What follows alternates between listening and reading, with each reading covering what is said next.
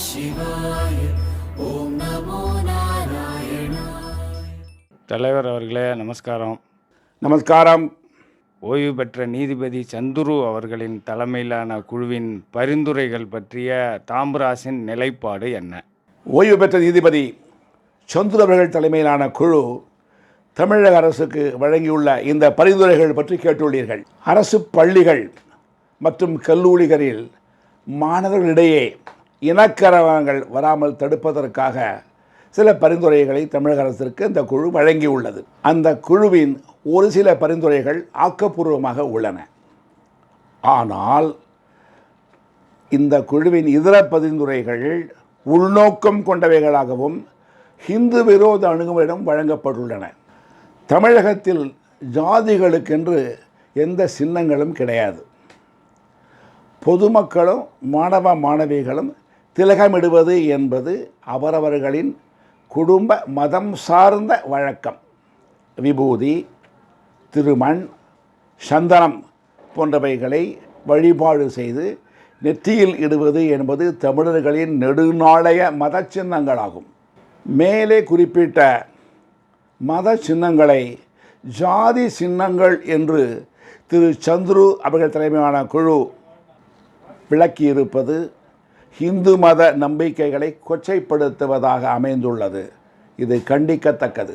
தமிழகத்தின் ஒரு சில பகுதிகளில் குறிப்பிட்ட சமூகங்களின் நலனுக்காக துவங்கப்பெற்று நடைபெற்று வருகின்ற பள்ளிகளின் பெயர்களை மாற்ற வேண்டும் என்று பரிந்துரைக்கிறார்கள்.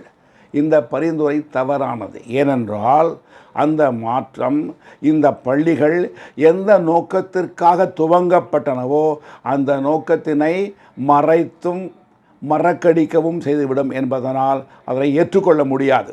குறிப்பாக பள்ளி மற்றும் கல்லூரி விண்ணப்ப படிவங்களில் மாணவர்களின் மதம் சாதி பதிவு செய்யப்படுவது தொடர்கின்ற காலகட்டம் வரையில் சாதியின் பெயரிலோ மதத்தின் பெயரிலோ பள்ளிகள் இயங்கக்கூடாது என்று சொல்லுவது இரட்டை நிலைப்பாடாகிவிடும், டபுள் ஸ்டாண்டர்ட் ஆகிவிடும். இதனை ஏற்க முடியாது.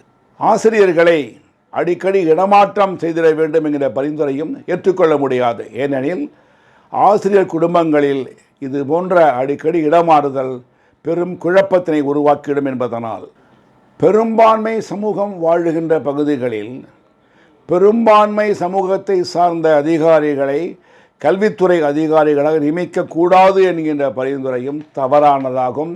இதுபோன்ற அணுகுமுறையே ஜாதி பாகுபாட்டினை கல்வித்துறையில் அதிகமாக்கிடும் என்பதனை இங்கே குறிப்பிடுவது நமது கடமையாகின்றது. அரசியல் கட்சிகள் அனைத்தும் தங்களுடைய கட்சியில் நிர்வாகிகளாக அந்தந்த பகுதியில் இருக்கக்கூடிய பெரும்பான்மை சமூகத்தினரை தான் நியமிக்கின்றார்கள். அதே போன்று தேர்தல் காலத்தில் வேட்பாளர்களாக பெரும்பான்மை சமூகத்தினுடைய வேட்பாளர்கள் நிறுத்துகின்றார்கள்.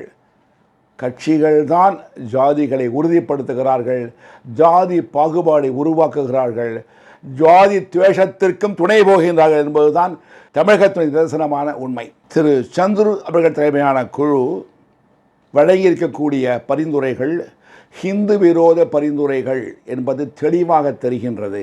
இதனை தமிழ்நாடு பிராமணர் சங்கம் வன்மையாக கண்டிக்கின்றது. தமிழக அரசு இந்த பரிந்துரைகளை நிராகரித்திட வேண்டும் என்றும் நாம் வலியுறுத்தி கோருகின்றோம். ஓம் நம சிவாய.